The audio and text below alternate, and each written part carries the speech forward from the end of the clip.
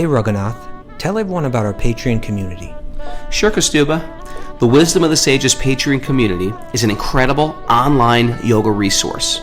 If you like the type of yoga wisdom and culture we share on the show, then our Patreon community is a great next step. This is a listener-supported podcast, and any level of sponsorship will unlock a wide range of live and archived classes, talks, and even workshops. Raghunath teaches, I teach, and we have a host of other excellent teachers on topics ranging from yoga philosophy, asana classes, storytelling, Ayurveda, kirtan, cooking, meditation, and a lot more. We even have an incredible online Bhakti 12-step recovery group. So if you want to check it out, go to patreon.com/wisdom of the sages. All right, let's get it on. Om Namo Bhagavate Vasudevaya. Om Namo Bhagavate Vasudevaya. Om Namo Bhagavate Vasudevaya.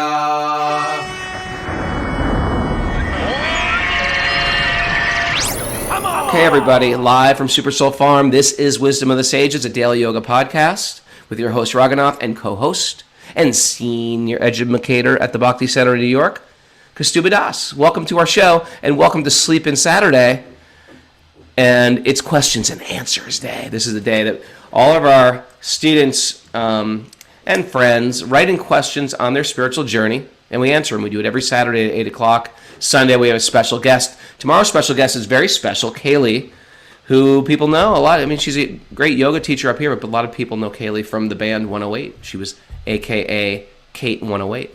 Yeah. So she's going to be on the show tomorrow. And, you know, it's interesting with this Sleep In Saturday thing. I get all worked up and crazy on Friday. Like, I'm going to go crazy. Friday night, I get to sleep in. I'm going to go crazy. And so I was, like, watching Who Killed Gandhi on Amazon Prime. I don't know if you've seen that or heard about it. What is that? It's just like the whole thing about Indian politics, and it's interesting. I fell asleep at 8:30. It's just, I can't stay up late. It's a blessing. It is a blessing. But it's nice to channel out of japa before the show. It's good. So, any announcements, Mara, before we go on? Let's see. There's a Bhakti recovery group meeting today. You got to get a little closer to the mic there, Mara. I can't hear you. Come on, Mara. Sorry. Close. There's a Bhakti recovery group meeting today at 9:30. Okay. And tomorrow, Cabrera G is doing her workshop, myofascial release, and Madhu is doing a workshop on Monday at 6 p.m. on Ayurveda Q&A. Now, if you're listening to this new on Facebook Live and you're like, what are they even talking about? We have a secret club! Then you can join that club. You're just going to email Mara at wisdomofthesages108@gmail.com. And there you can download the secret codes. People donate. There's a community-supported podcast. You donate whatever you want per month, and you get access into an entire yoga school. And we have yoga teachers every day, and we have workshops, and we even have a Bhakti recovery group. Also, you can hear this podcast anywhere that you listen to podcasts. Apple Podcasts, Stitcher, YouTube, Spotify. All right, let's dive into the questions, Kaustubha. I'm going to start, if that's okay with you, by asking you. That's how I'm starting today. And this is a very good question, too. And it's from our good friend, Anonymous. Man, Anonymous is always writing. Please accept my humble and heartfelt obeisances and gratitude for Wisdom of the Sages. I could really use some perspective. I deal with a chronic, debilitating illness that limits everything in my life, including my ability to seek association or otherwise engage in devotional activities outside of the computer. Not that so much is going on in the real world. I mean, that's what sort of where everybody else is doing. Sure. But this person, if the pandemic ever ends, this person that's how they are living with this computer. Okay. Besides this, I have been through much trauma, and reality is that I have found no real happiness in the material world. I get that. I have taken shelter of Krishna, and now I understand that my life has some meaning. I feel extreme urgency too. As Prabhupada says, be daring and active in my service. However, I cannot even sit for japa. I can barely handle my basic needs. This issue is really this. How can I adjust my mindset to continue progressing in Krishna consciousness in such a situation? How can I identify with the soul and realize Krishna in the heart while my body is so demanding of my attention? Feeling this barrier is just as painful as my actual bodily pain. That's very beautiful. Sometimes it becomes unbearable and I go crying to Krishna for relief instead of being fully grateful for the mercy that has already showered upon me. Any guidance or perspective or encouragement that you can offer would mean the world to me. I hope to meet both of you in person one day if I can ever leave the house. Wow, what a sweet, sincere question. I want to hear what you have to say, Kaustubha. And the situations like this can happen in a moment to anybody. So this is not just this person out there. This is an incredibly important question, and Kaustubha, please enlighten me as well. You know, it is really a heart-rending kind of question. And I'll just share what I can. What I'm really focusing on here is where the questioner asks, it says, here's the real issue. How can I adjust my mindset? Right.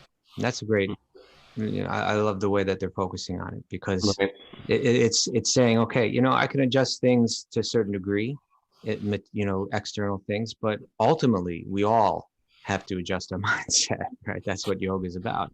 Yeah. So how can I adjust my mindset to continue progressing in Krishna consciousness in such a situation?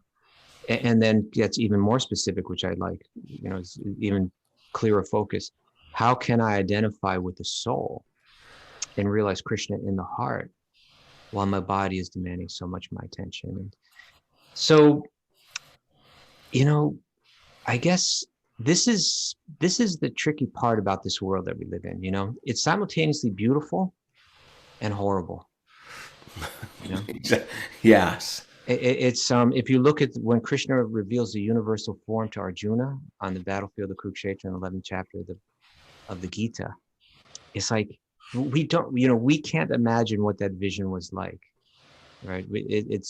We hear the description, but what we can't understand is that it was like everything wonderful and glorious and beautiful and horrible and terrifying. It was all there.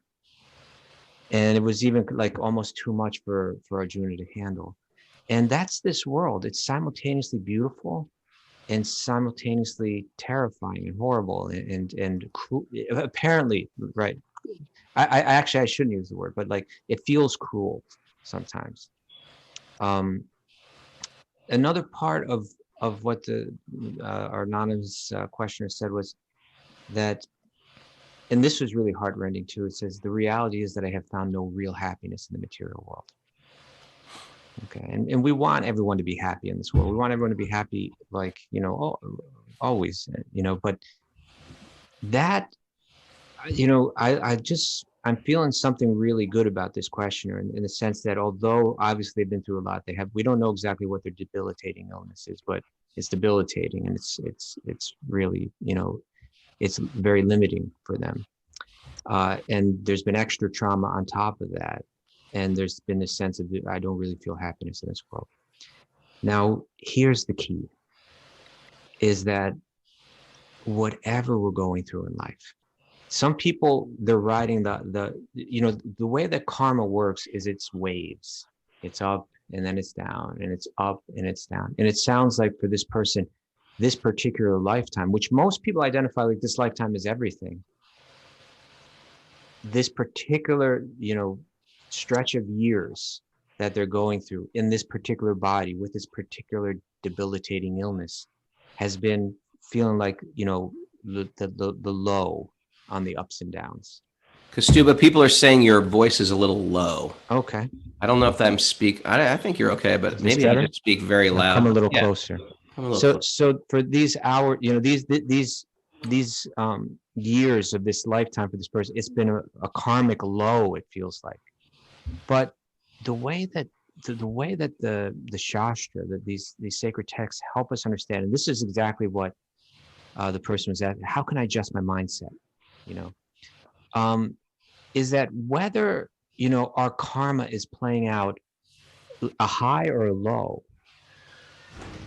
we see it as advantageous, right? And maybe it's not even our karma, because when we turn to Krishna gets directly involved. Prabhupada used an example of like a fan, like an electric fan, sometimes to describe how karma works, where he says, it's you have a fan that's plugged into the wall and it's running off the energy, the electricity. And when you pull the plug, it means there's no longer any more energy going into that fan, but it still continues to wind down, right? It's still kind of going. And what Prabhupada said was that when we dedicate ourselves to God, we dedicate ourselves to practicing bhakti, it's like we pulled the plug on our karma, but it's still winding down, right? It doesn't have the same force that it had. And so, but another way to say is that Krishna's personally taking a hand in our affairs. And so we look at this debilitating disease and we say, my God, it's horrible, it's terrible. It even seems to be interfering with my practice of bhakti. And I'm going to get to that idea in a second. But really, there's another way to look at it as a blessing. And that's not always easy to do, and that can be hard to do. But the fact is that, and the person even mentioned that they cry sometimes. They come to the point where they just cry to Krishna, right? Well, that crying to Krishna, that's exactly the right. It means it means that it worked. It means that you when you come to that place, you say, you know what, this material world is just not for me. I want what's beyond this. I want to reconnect. I want God again in my life. I'm not interested in anything else. If your debilitation has brought you to those kind of tears, then it's been a tremendous blessing in your life. Because the people that don't have your debilitating disease, most of them are just running around without that deep realization that you've gained. So you've asked, I go there crying without gratitude. Be grateful even for that. And I know that it may seem easy for a person that doesn't have your debilitating, illness to say that, but it's a fact. It's a fact. Now, one thing that Prabhupada says, if you Google this, you'll get like a whole bunch of quotes from Prabhupada, but there's a phrase that he used when speaking about bhakti.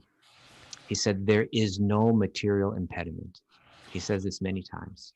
There's no material impediment. So, and I'll read one quote where he said this in a lecture. This was in Montreal in 1968. He said, when there is material transaction, if I want to purchase something, then I must have the requisite money to purchase. It is conditioned. But if you want to render service to God or to Krishna, there is no condition. Therefore, ahoitiki apratiyata, it cannot be checked.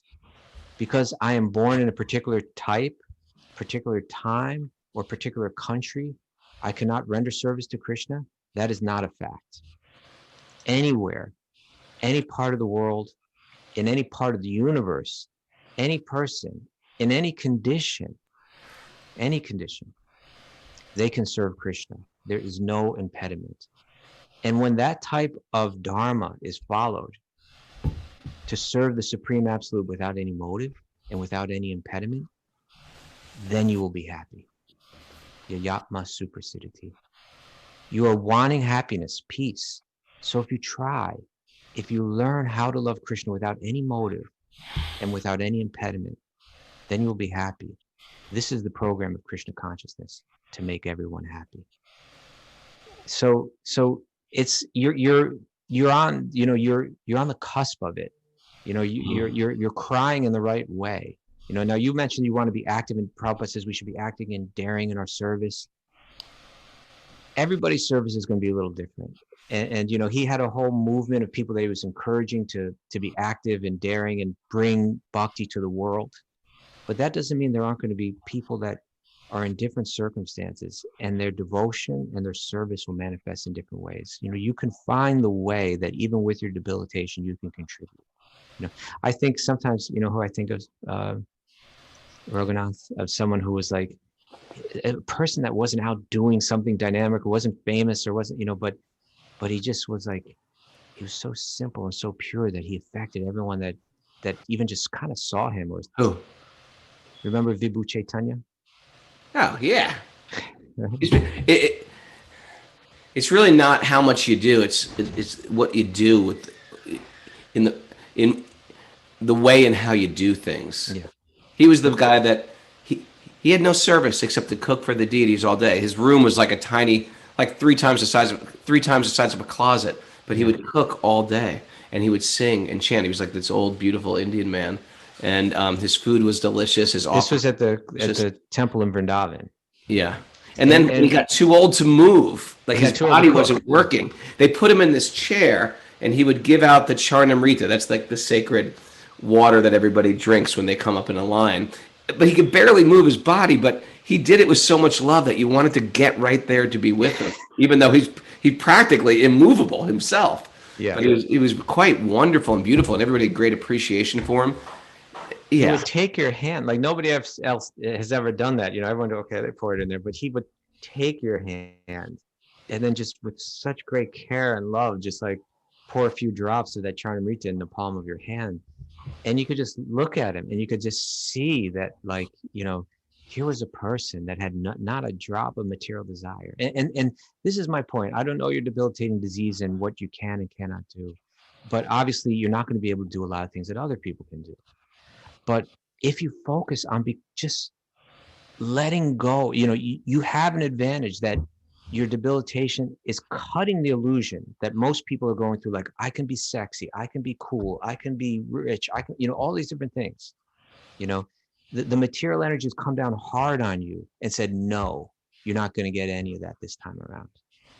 And so, although that can be hard and painful, traumatic, but it's also going to be a tremendous blessing that you're not going to waste your time pursuing that. Even having that blended into your practice, it's just out.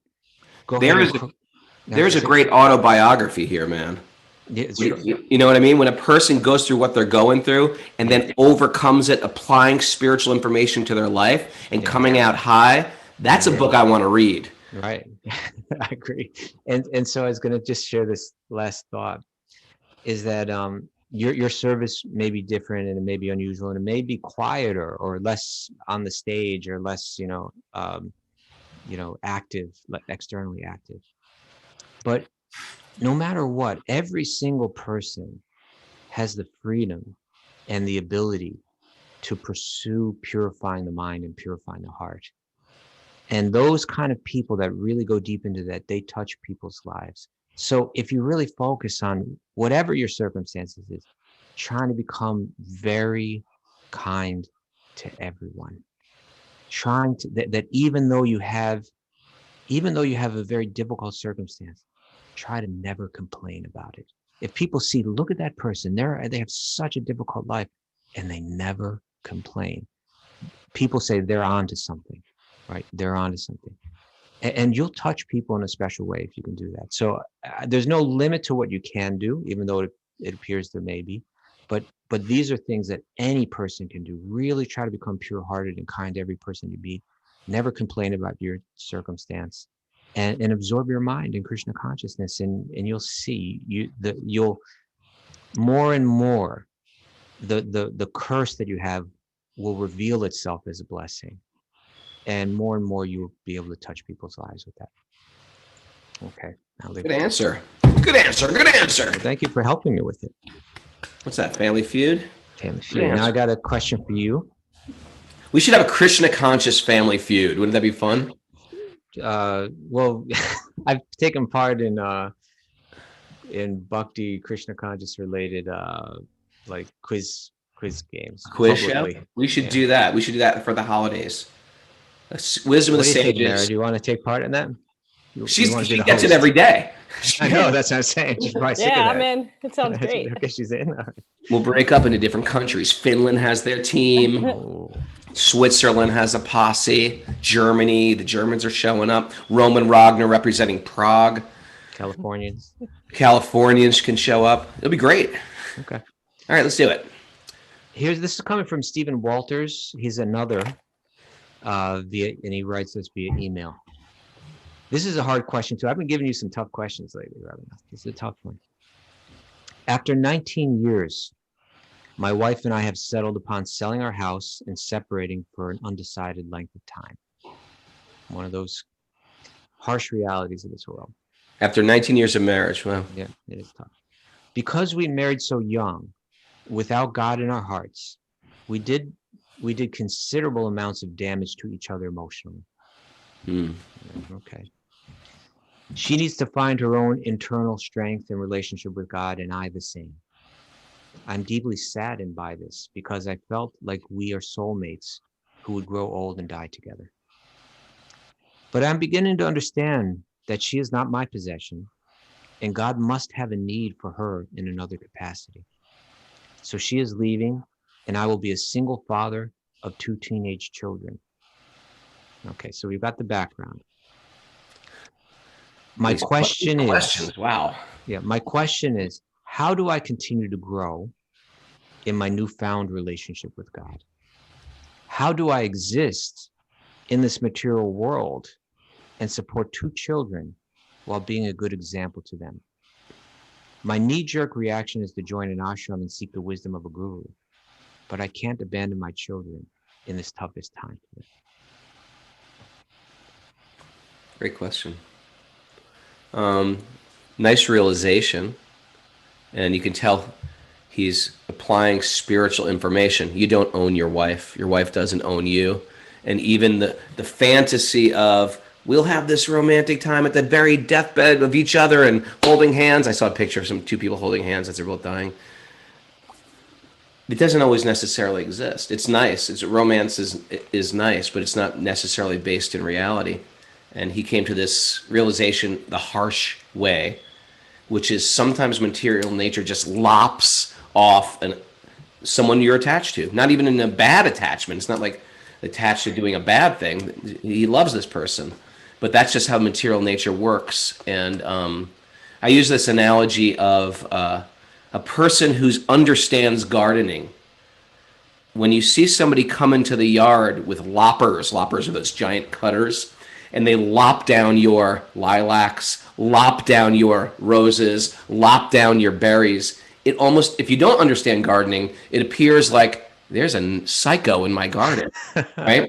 But if a person who's in knowledge can say, hey, no, that enhances the growth of the lilacs. If you want good lilacs next year, you got to chop them low. You want good berries, you got to chop them low. And it enhances the growth. The material world is always lopping. Even the teenagers that he's attached to. And it's hard. And I know, because I'm in the window right now where I have 3 young children.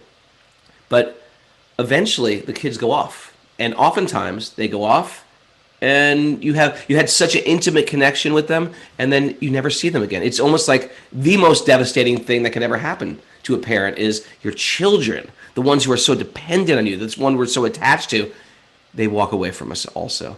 And it leaves like a big void in your heart because I was using them as my source of joy and my source of connection and my God in one sense. Sometimes our spouse becomes our God. And so the material world works in such a way that it starts to lop everything away except God. And I find that especially a person practicing bhakti, that's where it's going to lead them. It's not going to be painful. It's going to be painful, but you'll see that gardener coming and you'll get it. This is supposed to bring me to a higher place. Sometimes it happens with our vehicle. Sometimes it happens with our home. We lose our home. Now, if we don't have that insight, it just seems like the material world is a madman with the loppers, wrecking my investment. I invested so much in this garden. I spent my whole spring, and here this idiot comes wrecking stuff. A person in knowledge understands the losses of the material world are great benedictions. And the beauty of the Bhagavad Gita and the real essence of Bhagavad Gita and the Bhagavatam, of course, is that detachment isn't necessarily wandering away from the children and moving to the ashram. Detachment is a way, real detachment or real sannyas, real renunciation, is the renunciation of the conception of I do own them. So we are, he is, but we all are on this slack line of being lovingly present, but understanding I don't possess.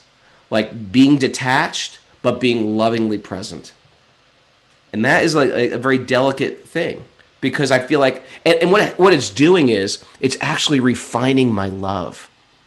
Because you probably had a parent in your life or a person in your life that said, or a spouse in your life that said, I love you. But they really would just sort of like had you in a headlock. It wasn't really love. It was like they tried to control you, possess you, own you, dominate you. So what happens in bhakti is we start to refine our love. Can I really fully love this person? But understand I cannot be clingy. And the only person I'm really allowed to become clingy with is Bhagavan. That is actually the plug that fits into that, right? It's like going to Europe, but you have the wrong plug. You have your American plug and you're trying to plug it in. In Germany, it doesn't fit. The real plug that goes into the socket, that hole in the heart, the only plug that fits that is the Bhagavan plug, the God plug. I like that, the God plug. Okay. So how do you go on doing what you're doing? You go on doing what you're doing. And this is information for everybody. We hear on a regular basis from people that inspire us. If you're listening, he's been with us for a long time as he's a famous other. But if you get inspiration from Wisdom of the Sages, take it there. Sometimes people, like the lady who said I was inappropriate last week, some people will be like, this is completely inappropriate. This is not my... That's okay. Then find someone that you feel is very appropriate and hang on, stay with them and hear from them. Hear the Bhagavatam on a regular basis. Hear spiritual wisdom on a regular basis. And Krishna, God, your higher power will send informants to give you information. If you're just sincere and that's what you want, you'll get people that will inspire you, and just keep them in your ears on a regular basis. And I find that when my car wants to go off track, so to speak, if I'm really listening to truth on a regular basis, I'll go against a guardrail of truth that I've heard. Oh, wait a second. I'm supposed to be compassionate. I can't hold on to resentments of people. I have to learn to forgive people. I'm completely off track. My default is resentment, getting angry, rage, getting bitter at my loss. But I've heard this truth on a regular basis, and it's serving as a buffer for my car going right over the wall. That's why hearing truth, hearing spiritual information on a regular basis, and that's why we set up this podcast, truthfully, is to not like, you go to a yoga class, you get some inspiration, or you go to a yoga teacher training, you get some inspiration. You hear it on a regular basis. On a regular basis is how people change anything. Right? You go to the gym. I want to look more buff. I want to look big. I want to look sexier. I can't go one day. I'm still the same mess I've always been. You got to show up regularly. You want to be a good piano player. You can't just take one lesson. So sadhana bhakti means I'm practicing bhakti, hearing, chanting on a regular basis, and all the stuff that comes with it on a regular basis, and that's how long-term change happens. Thank you. Thank you, Prabhu. I hope that helps. I think it will. I'm witnessing the podcast giving me accountability to do it hear the Bhagavatam every day. So for me, I feel like even if I look back at my life a year ago, I feel like a changed person. Oh, now I got to ask you a question. I was like, okay, goodbye. Thank you. What's for breakfast? Oh, this is from Humpus. Do you know Humpus personally? I might have met him. I think he's Scandinavian-ish. Yes, from Sweden. Oh, he's from Sweden. We have a whole group of Swedes here, too. Mm-hmm. Humpus via email. Thank you for all your hard work. But he's been listening to us for a long time. Thank you for all your hard work putting Wisdom of the Sages together. For me, it has been great sounding board for everything that I'm faced with in life. I started my Bhakti journey in '94, as many others listening to Shelter. All right. There's a lot of hardcore guys out there. And being part of the scene. If you're not from the hardcore scene, you have no idea what this person's talking about. Just deal with the question. I started writing my fanzine and interviewed Raghunath. I guess I did meet him. I interviewed Raghunath when he was in Sweden about Krishna consciousness and its effects on his life. I particularly remember that I asked, "Are you happy?" with the answer being, "I think I'm on a path that can lead me there." I love that answer. It sounds like, I don't know, that sounds like a lousy answer.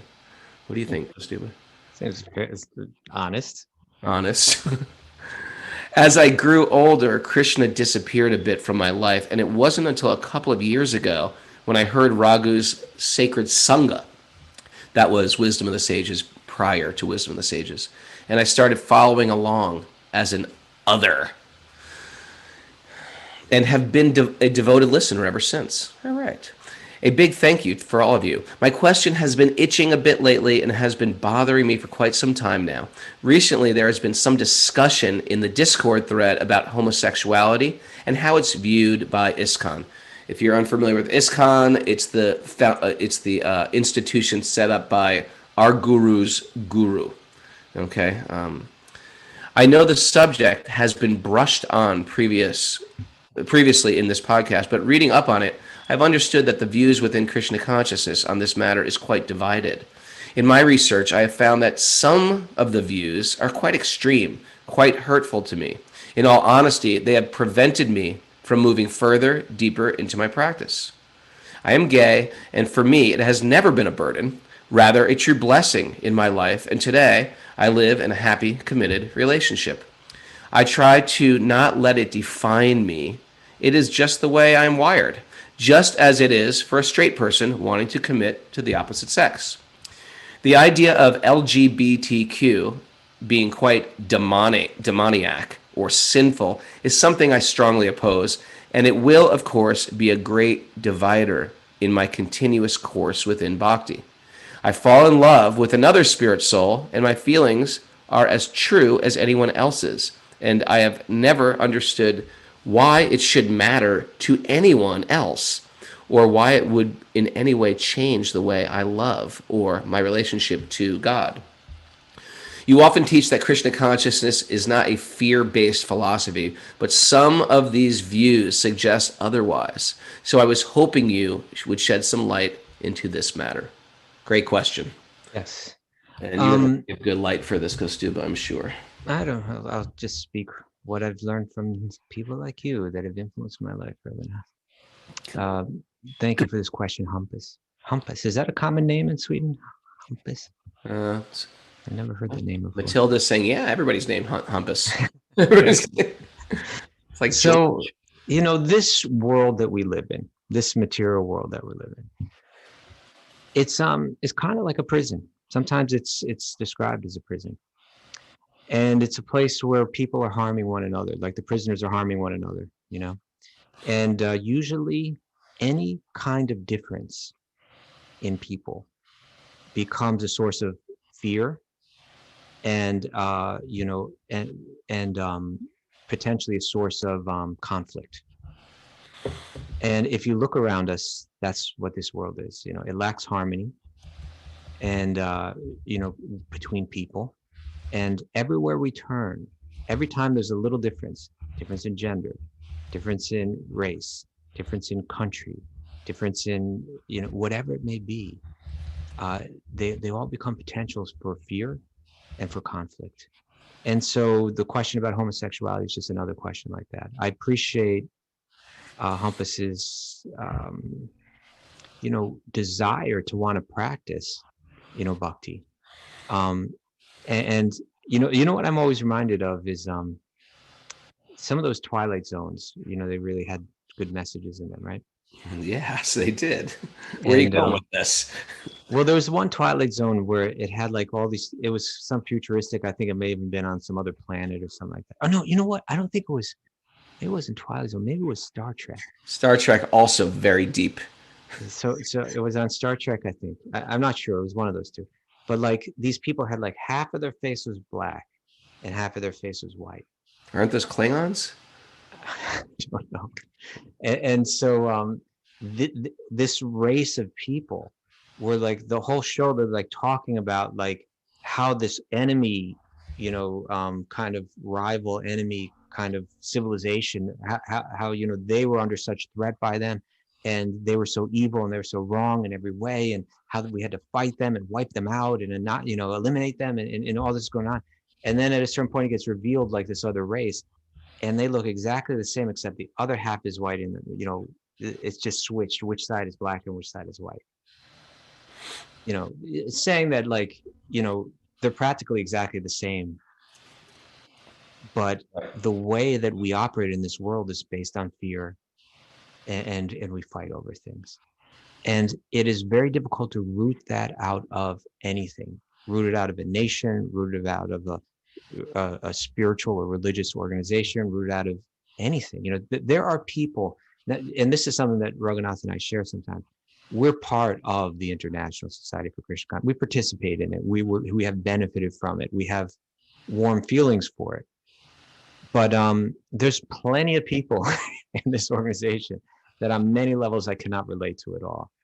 And there are people that take part in it, that it's fulfilling a certain part of whatever it is that they already have. In other words, if someone comes to this, like when I was coming to it, I was, like politically, I was kind of radical, and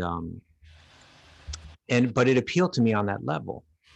Whereas like there are other people that are politically conservative and it appeals to them on that level. They're finding what in it appeals to them. And hopefully we all are progressing towards a pure and pure and pure state of consciousness. But it's a big, it's like, we're all, what do they call it? Like works, in the works, works in progress. Works in progress. Yeah. So I get it. Whatever it is, if one's homosexual, they're gonna hear things from certain people. They're gonna hear other things from other people. Like he mentioned, it's divided, right? There's always divisions, and that's going to be there. Now, this is I could give a entirely politically correct, sympathetic response to this. What I want to do actually is, I want to share something that I think might actually be the most helpful thing if I could share. And that is that I'm not suggesting that we tolerate any kind of injustice. And this didn't exactly bring up injustice, but it just brought up kind of like biases or prejudices. But my point is this: don't allow anyone to interfere with your full dedication to practicing spiritual life. One thing that Humpus mentioned, he said that in my research, I have found that some of the views are quite extreme, quite hurtful to me. And I get that. And I am sympathetic to that. And then he writes, in all honesty, they have prevented me from moving further, deeper into my practice. Now, I'm going to take issue with that. Okay. And I'm going to say, only if you allow them to, right? No one can prevent you from going deeper into your spiritual practice. Just like in the last answer that I read earlier, there is no material impediment. So you can become frustrated and upset, justifiably so, justifiably so. But only you allow that person to victimize you again and prevent you from fully dedicating yourself. If you're going to wait for perfect society to manifest, before you make a deep commitment to your practice, you're never going to get started. It's never going to manifest. Yeah. Right. You will never get started. Deep spiritual practice is actually going to call upon you to face challenging and even hurtful treatment and to transcend it. So my sincere advice would be, yes, you have my sympathy. The fact is like, you and I, like Raghunath and I, we can't snap our fingers to change everything. And we could spend our time like calling out everyone if we want to, but instead what we try to do is to even like our Wisdom of the Sages community. If someone were mistreating you within this community, I would do something about it. If someone had horrible biased things to say, I would deal with it. But I can't, because this is kind of something like where this is like the circle of our influence in a sense, but also I'm participating in, in a broader community where I have less control over that. But I'm not going to allow, personally, I'm not going to allow, I've learned from great souls how to not allow other people's fears, biases, mistreatments even, how not to let that slow me down, because, and it's something that, like, I think you and I, Raghunath, again, like if we go to Radhanath Swami, we see here's like if I go through his history of what this person's been through, the different types of mistreatment he's experienced, within an institution, and how he's never allowed it to prevent, it's never made him bitter, it's never turned him away.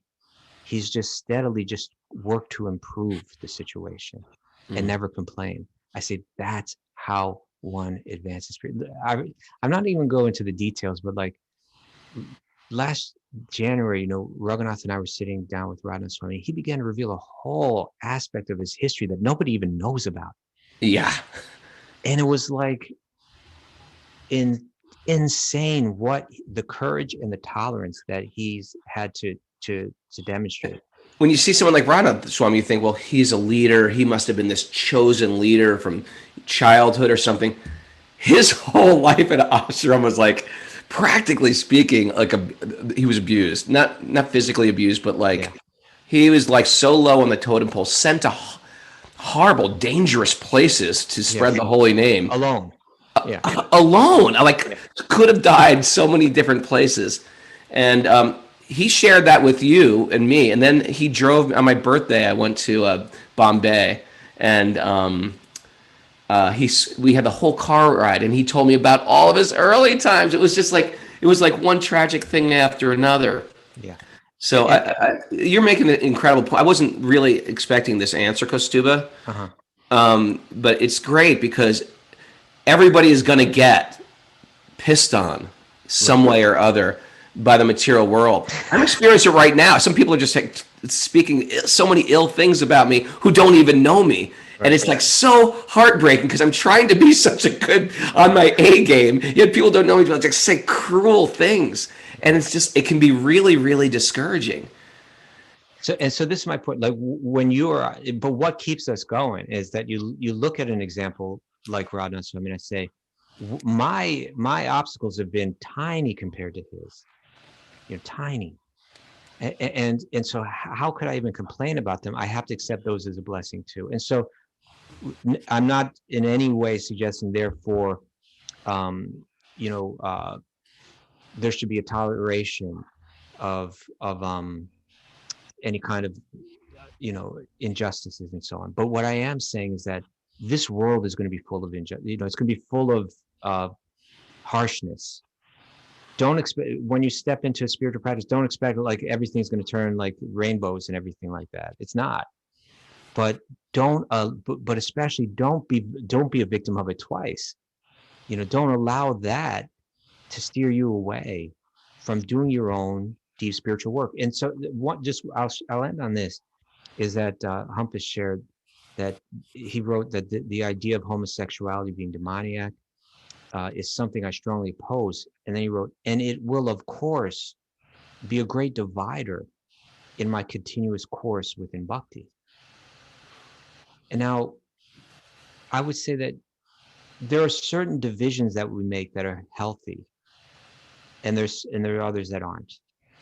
And so even within our sacred text, it says that you should find those devotees who you are like-minded with, right? who you relate to, who you can appreciate, because and that very statement, implies that there's going to be others that you can't relate to so well, who are not so like-minded, So yeah, in that sense, make divisions, like, what, I can't appreciate that person and where they're coming from, their views, their behavior, their words. Okay, let me make a division. I'm going to associate with these people more. These are the people that I can relate to. That's perfectly natural. That's perfectly healthy. And one can practice that way. And if that's what you mean by being a divider, then I recommend that, yeah, those kind of dividers in a sense are good. They're helpful divisions on the level of practice. And then ultimately on the deepest level of spirituality, and this is something we all have to deeply meditate and embrace. On that deepest level of spirituality, which is our goal, which we have to understand and meditate and think about, on that deepest level, there are no divisions. Yeah. Right? Even the people that, okay, come on, that lady the other day who unsubscribed from Patreon because she said this show is too inappropriate. Even that lady, I have deep respect for, in the sense like she's a spirit soul. She's looking for a community. She didn't fit in with all of us dented cans. That's okay.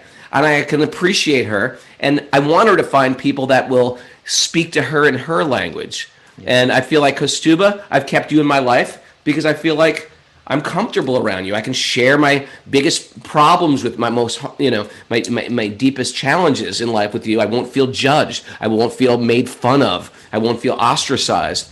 And so I think we found our tribe. That's what I'm feeling. I think we found our tribe here. So it's like Krishna conscious for the rest of us. Yeah. On the deepest spiritual level, we're all one tribe, and we should always be striving to understand that. But on the level of practice, we can go ahead and split up into other tribes, without criticizing and getting into bitter conflict with others.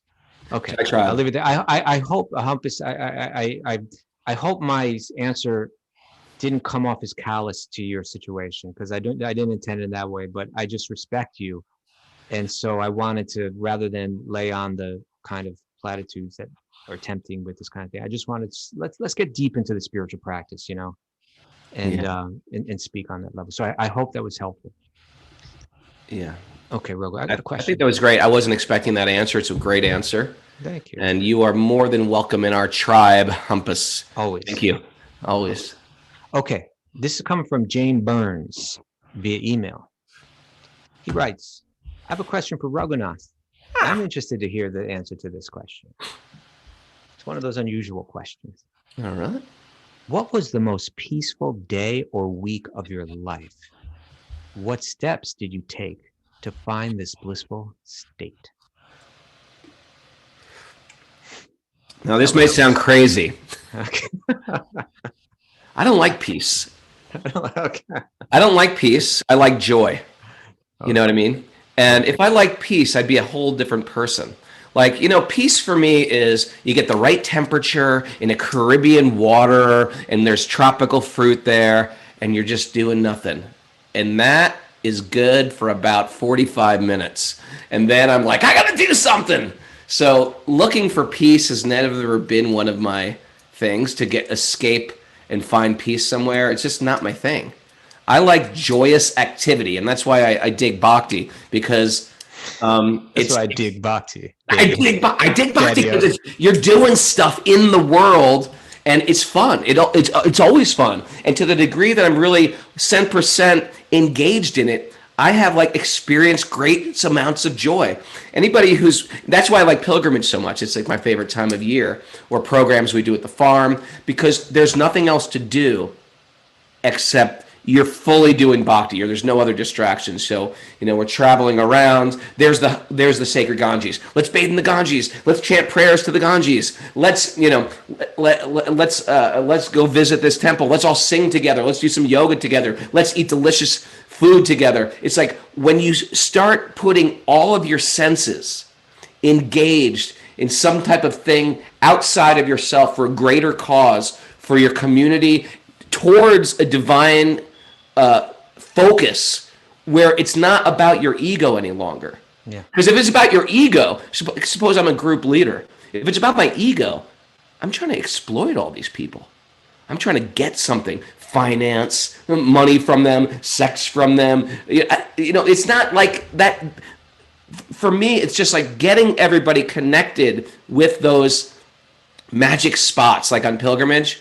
For me, that's the greatest joy. That's the greatest thing I can do. It's what I love to do. So anytime I'm on pilgrimage, I feel incredible amounts of, often my children come every year too, to see my children blissfully engaged in that, beautiful culture. When I remember watching my son bathe in the Ganges for the first time, or my daughter being part of the kirtan in Haridwar, and afterwards there's just these Indian ladies cover. My daughter's like, she was at the time 10 years old, blonde girl wearing a sari, and like every Indian lady is like, oh my God, and they just came over and started hugging her and giving her coins.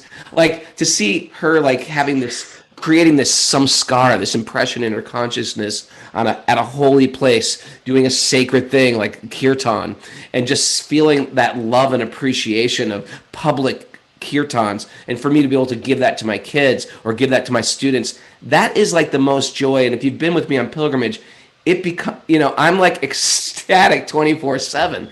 So oftentimes, in the material world, there's the minutia of existence. And I find like when I'm home and I just have back end work to do, I can lose a little bit of that joy, even though it's sort of like important back end stuff. But for me, when I'm not fully in it, like on a pilgrimage or at a retreat where the same thing is type of happening, I need to spend quality time outside. And if I can get outside, it's such a grounding factor. And lately I've been just quarantining. And so I've been doing, okay, there's a good excuse just to do back end stuff. And my 6-year-old has been like begging me, come play with me, come play with me, come play with me. And I'm like, I'm quarantining, leave me alone. And then finally said, you know what? I'm sick of being inside. I'm going to go outside. And we just built a fire. It sounds so stupid, but we just got together and built a massive bonfire. And then we jumped on the trampoline for an hour and a half. Pyromaniacs. No, there's something about being in the elements and building fires. Like today is what do you call it? Today is like a tree fell. I'm going to chainsaw. I'm going to build a massive fire, and I'm just going to connect by being outside. Okay, I like it. So yeah, that's joyful connection, but the bhakti connection focused towards divinity, that is, I find, incredibly joyous. And as far as peace goes, not interested. What do you think about that? Does that make sense? It's a difference between mukti and bhakti. I get it. But well, then maybe you don't have time to answer this. But what was the most joyous day or week of your life, and what steps did you take to achieve that blissful state? There's no one answer to that. I remember like when I first really experienced the joy of bhakti once is when I saw Rath Yatra coming down the street in New York City. And met some Krishna guy, and he said, "Hey, you pulled this cart. It's good luck." And I was just like, I pulled that cart. Now, if you've ever been down this Rath Yatra parade, it's a replica of the famous Jagannath Rath Yatra in Orissa, India, and it's like this incredible festival where thousands of people are building these post and beam type carts with giant deities on them, and everybody's chanting, and they're all handing out food, and everybody's joyous, and it's going right down Fifth Avenue. It's like you feel like bhakti is taking over New York City. You're under this weird, and I just remember the incredible joy of finally getting that cart all the way to Washington Square Park. And I saw this beautiful devotee there, this older devotee, and I said, I'm having the most fun I've ever had in my life. And he said, you just have to do this every moment of your life. And you will have it. And you can have that forever. So not necessarily pulling the card, but basically engaging your thoughts, your words, your singing, your actions, your hearing in a spiritual service, and you'll reconnect with that joy. It's there, waiting for us to just sort of crack the macadamia nut. I say macadamia because they're one of the hardest nuts to crack. Okay. Thank you, Raghunath. We may be out of time. We're going to go 15 minutes over today. So if you want to zoom off, if you want to leave, Zoomers cannot leave because there are 108 people right now, participants. Krishna miracle. It's a Krishna miracle. So if anybody leaves from Zoom, you are ruining the miracle here. I'm going to hold them hostage. Oh, Prabhu. Yes. This is for you. Okay. This is from Abirji from Mumbai. My question is, considering Sri Krishna Bhagavan is the creator and source of everything in this world, why does his energy manifest in negative ways? Animal cruelty, violence, racism, human trafficking, kidnapping, graffiti. Just kidding. Graffiti. I just threw that in like my mom would say. Littering. Yeah. If God's in control, why is there litter, Kaustubha? Okay, so I'll read the question. My question is, considering Sri Krishna Bhagavan is the creator and source of everything in this world, why does his energy manifest in negative ways? It manifests in negative ways because we take that energy and we do negative things with it. It's not him, it's us, right? Yeah. One thing, he's created, the material energy. But he's given us freedom. He's given us free will in terms of what we do with it. And freedom, freedom in a state like Maine or Virginia. Freedom is a state of mind. Do you know where that's from?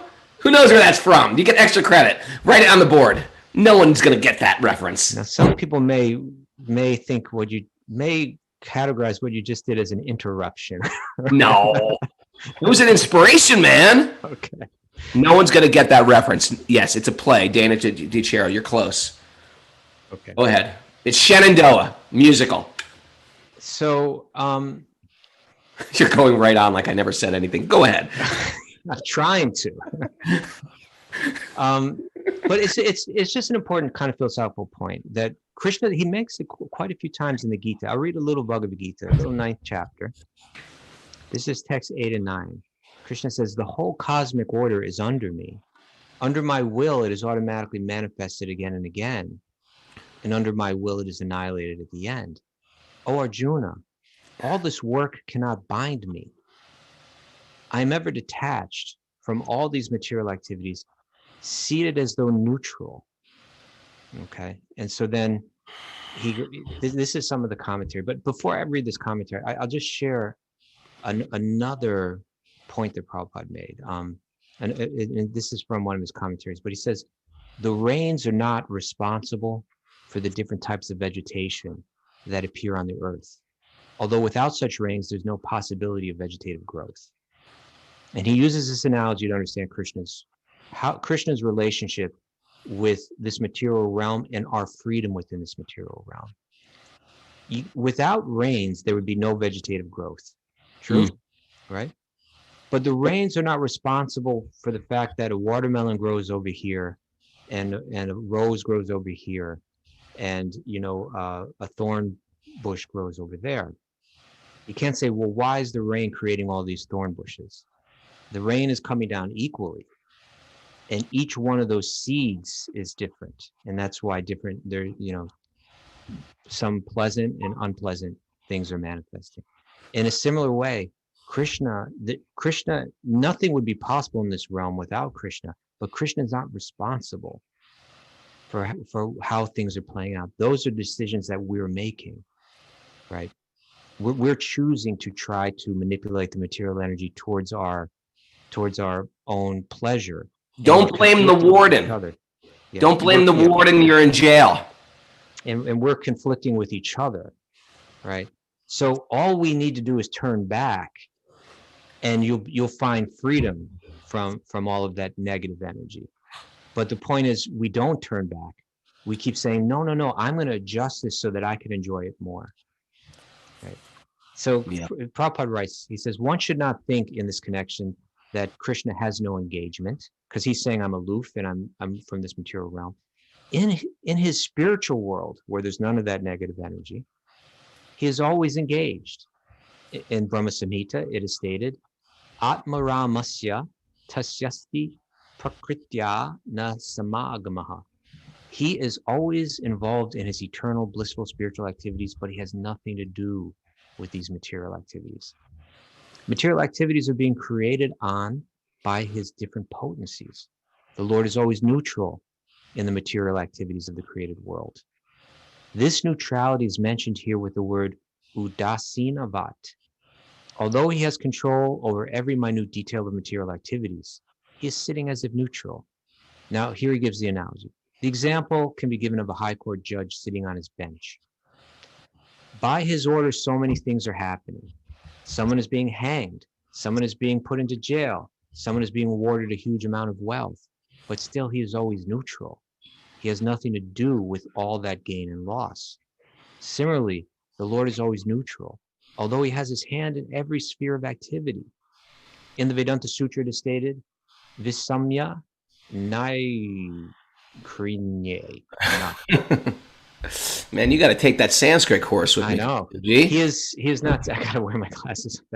He is not situated in the dualities of this material world.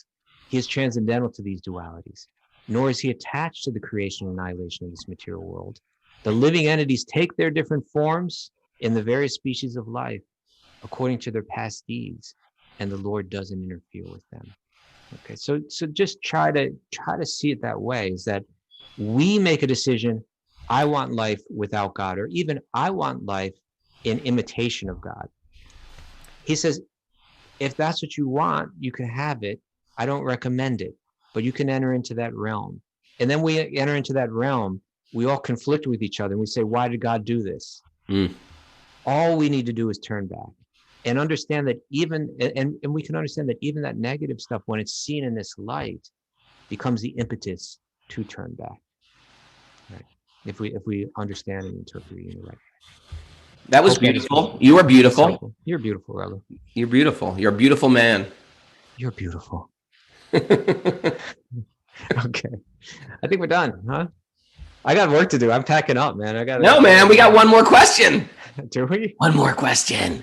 All right. Jeremy Coachman's, man. We can't bail on Jeremy Coachman. Okay. He's the Zoomer. All right, this one. We'll do it quick. We'll end it in. Okay. We'll do Jeremy Coachman from Canada, a daily Zoomer via email asks. He says, first, I'd like to offer my respectful obeisances to you, Kaustubha and Raghunath, and to A.C. Bhakti-yogi Swami Prabhupada, and to the whole Sampradaya, the whole lineage. Also unto you as well, Jeremy. You all have played a tremendous role in helping me find my way back to Krishna. Oh. My question is regarding prasadam. Great topic. I mean, spiritually offered and transcendentalized food. I mean, it could be anything. It could be flowers. It could be incense. It's all prasadam, but I think he's meaning food. He's meaning food. I was wondering if Kaustubha and Raghu could elaborate on this act of service, the do's and don'ts of making, taking, and offering food to Krishna. For example, can a neophyte devotee like me offer food to Krishna? Answer to that one is yes. Does Krishna accept any food offered? Answer to that one, not necessarily. Obviously, no. Am I going to have a question after this? Obviously, no meat or fish, but anything else? Is there a specific ritual or process for offering food? Answer, yes. If one is out with people who aren't devotees and want to serve food from them, is it bad still to eat the food? Answer, throw it at them. Throw yes. it at them. Hear you. I think you get my gist. As someone only very recently understanding the fullness of becoming a devotee, this is a subject that could be quite confusing and daunting. Thank you for your time. Namaskaram. Okay. You want to start, Raghu, or? Yeah. Okay. First of all, the qualification for offering food is love. So if you offer leaf, fruit, flower, water with love, then Krishna accepts it. That's right. So that's the real thing. Of course, every tradition has different rituals that you do to do that. Do they? We have very different. Me and Kaustubha have very different lives, and therefore you're going to get completely different answers. If you're a very regulated person with a very regulated life, and or Kaustubha will give that. Mine is this answer. Every day, I give a food offering on my altar, and I offer it with love, and that is like the Maha Prasad, the great Prasad, and that I'll either take that or I'll give it to one of my children to take, or they'll steal it. But that is the a focused offering every day. So if you have a little altar in your kitchen, you put an apple in there. I like, especially if I come home from the supermarket and I have a big thing of honey or fruit, I'll make a beautiful offering and just put that up there, and then I'll put it out for the family. But sometimes it's really nice to cook as an offering. When you're cooking like an offering, and you're cooking thinking this is for Krishna. And as you get better at that, and Kaustubha can explain, then there's like some refined details of how to do that. But the idea is that I created nothing in this world. I didn't create the fire. I didn't create the stove. I didn't create the food. It's all been given to me somehow. The food that's been given to me has been given, and it tastes good. And I'm going to appreciate that, and I'm going to give it back. I'm going to offer it back to God. That's a very beautiful concept, that nothing is mine. It's been gifted to me, and before I enjoy it, I'm going to think this is for God. With a little altar, it makes it like really simple. I can specifically give it, or with the fruit, that you can specifically give it. But sometimes in the course of life, you're running around making a meal, got to do something quick, or you're eating a bar. My life is a little crazy. It's always sort of on the go. I wish it was a little better. I'm a work in progress. Kaustubha is trying to chip away at my issues, and I lovingly accept it. So for me, it's sort of like sometimes I just have to offer, I just have to think of Krishna before I eat it. And say a prayer, or say the Maha Mantra, or say Shri Vishnu, call Lord Vishnu's name. But the idea is like you taking a break and you're giving some appreciation that everything out there is from God. And I generally don't do that if there's some junky piece of food out there that I happen to be, first of all, I shouldn't be eating junky food, but if I am eating junky food, I'll do it. I won't think of it. But if it's a natural thing, I'll really be connected with this as it's coming from God. So the qualification is your love, and Jeremy Coachman is a big ball of love. So he's very qualified. Kaustubha, can you embellish what I said, make it better? Sure. First of all, I may be chipping away at you, but I need you to chip away at me too, Robert. I just want to put that out there. Okay. But, yeah, I got a list after the show. Okay. But this topic, I feel it's so important. And I know, I get it, that different people live under different circumstances where we've gotten other questions. We took Jeremy Coachman's questions, but other people have asked similar questions. So I'm hoping that this question will be satisfactory for the people that have written in too. But the food that we eat is really important. Not only on the physical level. It's obviously very important on the physical level. It's also very important on the mental level and the spiritual level. And the Bhagavad Gita talks about this, and it describes that like the way that the material world works is that, as we were just speaking about in the last question, Krishna provides everything through the devas, right? Through the various demigods. Whatever we receive in this world is coming down that chain. It's not that we produce it on our own. Nobody can. Sometimes we say like, I'm going to make some orange juice, right? But like, you can squeeze the orange juice, but you can't actually. Right. You're not going to make the orange juice, right? Because only ultimately God makes orange juice, right? And so similarly, everything's provided for us. Now, if we were a child and someone were providing everything, even we weren't, we're adult and someone provided for us, we went and we stayed with someone for some time and they provided all our meals for us. It would be wrong for us not to feel a sense of gratitude and even express that gratitude. Well put. Well put. So therefore you have within like so many traditions, the idea of saying grace, dear God, thank you for this food, etc. And that's a very nice tradition. And particularly when you tie it to food, because eating food is the most fundamental thing that every living being has to do just to continue our existence. So it's bringing spiritual thought, bhakti related thought, right down to the most fundamental activity that we all need to do. Did you say grace before you ate when you were a kid?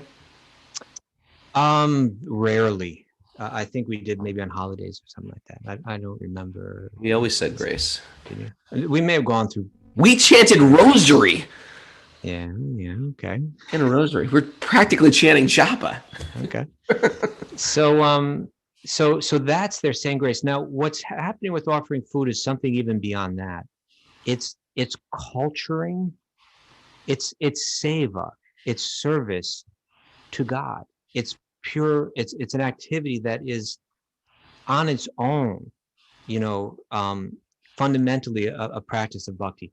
When I cook, this is the idea that I'm, rather than just I move through this world trying to satisfy my senses. One of the most obvious, and fundamental ways to satisfy my senses is through food.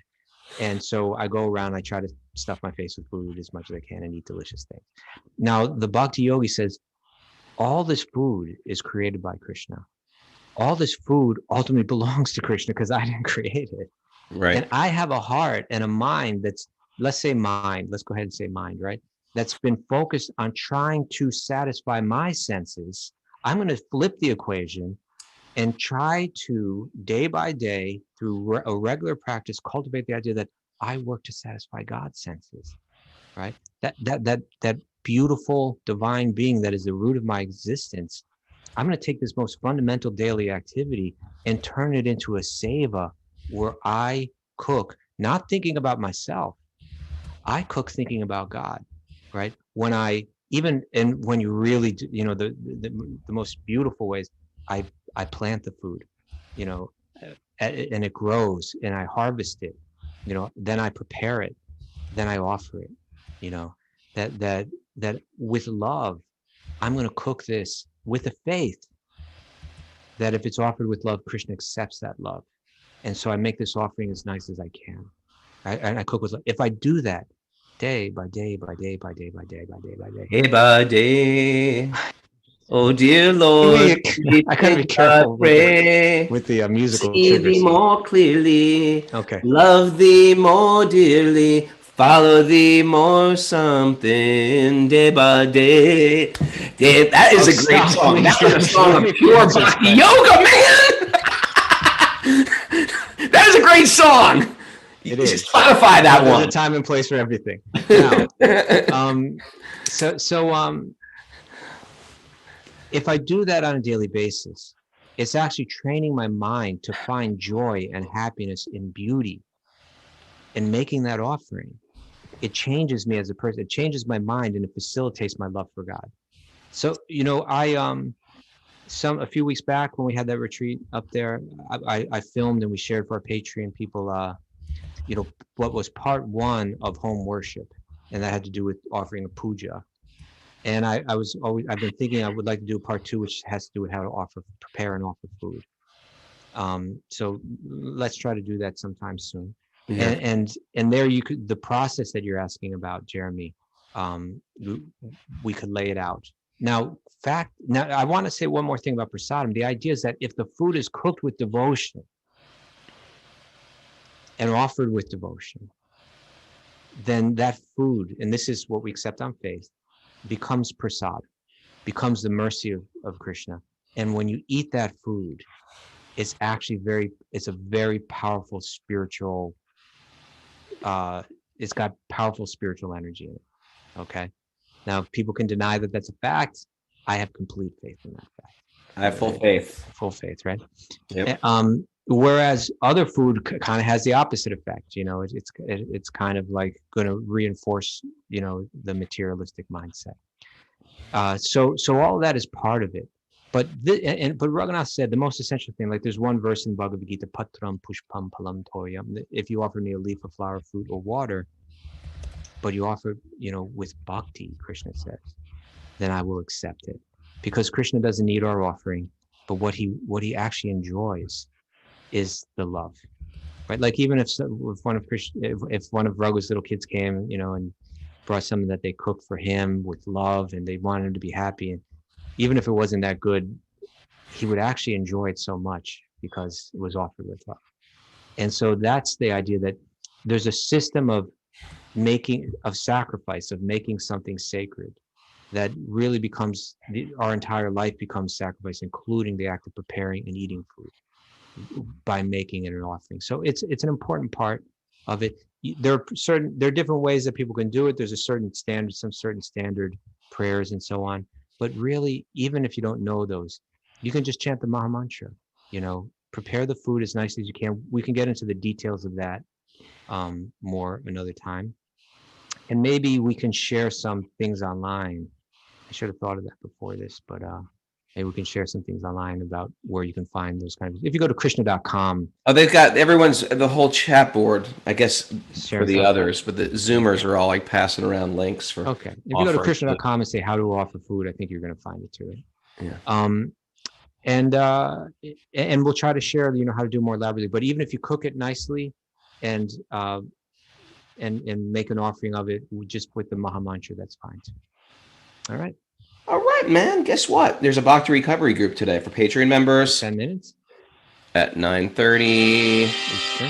Oh my God, that was a great show today. What a great way to start my morning. You can do it every Saturday, Q&A day. And tomorrow, of course, is Guest with Kaylee or Kate 108. Kate 108. Tomorrow, 8 o'clock. If you'd like to support what we're doing, help keep this boat floating, you go to patreon.com/wisdom of the sages. We appreciate it.